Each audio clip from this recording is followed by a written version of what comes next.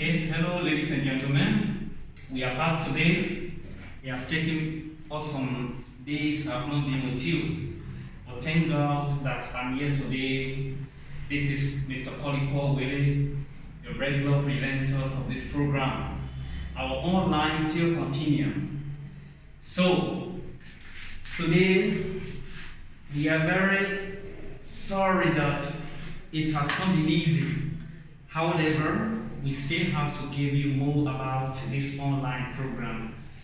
Today, I'm getting myself connected with the 12 graders of all parts of the world, all over the world. The 12 graders, I want you to pay keen attention to your lesson today. I'm dedicating this lesson especially to our 12 graders of the Pentecost International School System in Guinea. And also, I dedicate this to almost all the 12 readers who are in Liberia, Sierra Leone, almost every part of the world, to take this as an advantage and at least make good use of their stay home or lockdown, whatever you call it. Okay, today we have economics. I think this is one of the subjects that you do in school, that even at the universities you see people doing it. A profitable subject that you see people fighting to get a degree in. So let's see our topic today. The last time, my 12th reader of the Pentecost International School, we discussed something with you concerning money. We give the definitions of money. We went in detail explaining how money came about, the origin and the type of money. And unfortunately, COVID-19 came and swept everything away. But God is great, we still have to get you connected online. Our subtopic today, we have discussing the demand for money and motive behind the demand for money. We want to make you understand today the demand for money. You see, it is not easy when it comes to this topic, money. Everybody wants to get money. Little child at the age of just 3 years want to get money. And I'm quite sure money has been one of the essential tools that has taken away human dignity. Because once you trust and have your confidence in money, you see that even in humanity will do nothing. So, economists want to make us to understand the demand for this money and the motive behind the demand for the money. Now, in short, we ask the question: what comes to our minds when we talk about the demand for money? This is the questions economists are asking us today. We that want to study economists based on money. You see, sometimes people search for money, they look for money, but they don't really know the reason for which they are on their feet day and night looking for money. When you ask people, you see that they only give you the definitions that, yeah, I look for money because I want to feed my family. I look for money because I want to satisfy my desire. I look for money because I want to build house. I look for money because I want to get maybe a luxury thing, the cars in my home. Yes, that may be exactly maybe what you think money can give you. But looking at the economical fact in this demand for money, we go that the demand for money is the demand to hold money. It's true. We look for money. When you look for money, you have to be very, very careful. The way you look for money, you don't allow your expenditure to exceed what you get. First, when you look for money, get your reserve. This is why the banking system too is introduced into the studies of economy. So that when you look for money, or when you understand the theory behind the demand for money, then you will owe money. People look for money for many reasons, but not a day. Nobody can tell me a day they look for money and then were able to build house in that same time. The same day you look for money and then you build house in that same day. No. Some people will look for money. They will demand for money. The demand for money is done in many forms. Some people commercialize the activity to get money. Some people, they work in offices that they are monthly paid and then they get what they have to get the money. But when you have the reserve, you have to keep what you will get. You have to keep your money. It is why they have a different form of safekeeping. They have bank introduced in the economical study. See, that is to keep one's resource in liquid form instead of investing it. It's true. You don't just get money and then spend it wastefully. Keep your money in liquid form. What do we mean by keeping money in liquid form? Keeping money in liquid form can sometimes be in the cash form, where you have to keep your money in a safe area in the bank. You see? Or investing it in something that can give you the same value equivalent to that amount that you invested. You see, it is why sometimes when people demand or they look for money, you see that the way they get the money, if they are getting $1,000 US every month, now they fight to get something that will produce the same value of $1,000 for them every month. You get $1,000 every month as a worker.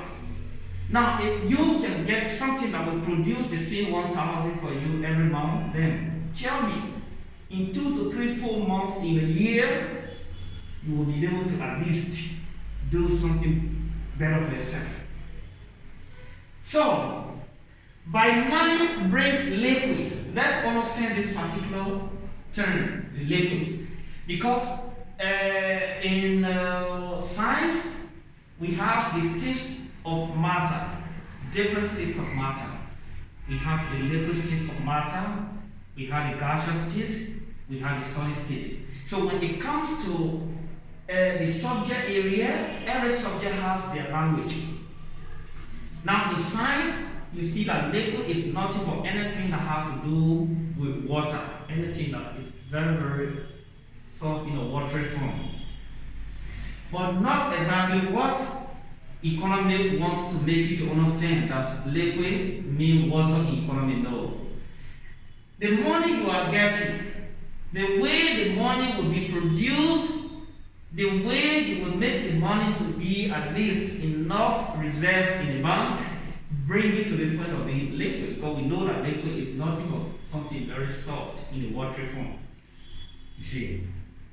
So, by money brings liquid means money can be changed into some other form of wealth without cost or delay. It's true. It's true. This is why in economics, when you study economics, you have to be very wise enough to make decisions. Now, you get the money. I told you in advance, you don't get money to just spend it wastefully. You get the money because you want to at least get something good for yourself. Our colleague for Willie, let's set the example on the professor himself. I work in an area where I pay $500 US every month. My demand for this money, maybe I want to build a school. And then every month, $500 US getting it alone will not build the school. So what I will do, I open an account that the money will be reserved. The 500, I make sure I use it wisely. I use maybe 200 on other expenditure. The rest of the 3, I reserve it. By the time I spend 2, 3, 4 to 5, 6 years, now my account will bring me something good that I will be able to build the university. This is how people manage money. So, you see that the cash you're getting, you can invest it in another thing. It will still produce the same money. You see. Now, in this sense, some people will get the money. When they get the money, you see that they keep it. This is a period sometimes in economy that they call the speculative motive period. You have the money, especially for foreign exchange. I'm working for United States dollar and pay in US. Now, I can get my money. When I get the money, I will save it in my account. What am I saving the money for? Maybe if I'm engaged in another business, I will always have to get information about how profitable the business may be at time. Then, if my money is to be changed, then I will change it in that particular given time that maybe the business, the profit of the business I'm planning to do has gone up. This is what can happen. This is what sometimes the farmer can even do in the villages. They get their rice harvested, they keep it.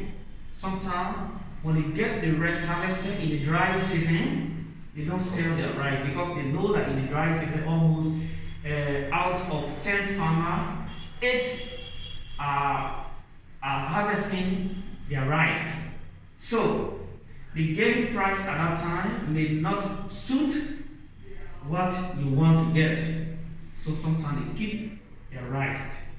Now they wait for certain periods of time, like the rainy season, during which time you don't see the business people selling the rice in bulk. So at that time, you see that even if you have your rice and then you want to sell it by kilo, you have your own advantage of giving a special price to the kilos of the rice, and it will still be bought by your customer. So the same thing goes with the case of money. Sometimes you see that my brother is working somewhere, he sent me maybe 1,000 United States dollars. But at that particular time, I decided to keep the money, not to use it. What am I keeping the money for? I'm keeping the money because maybe 2 months from now, the change rate of US dollar to Guinea franc will go up.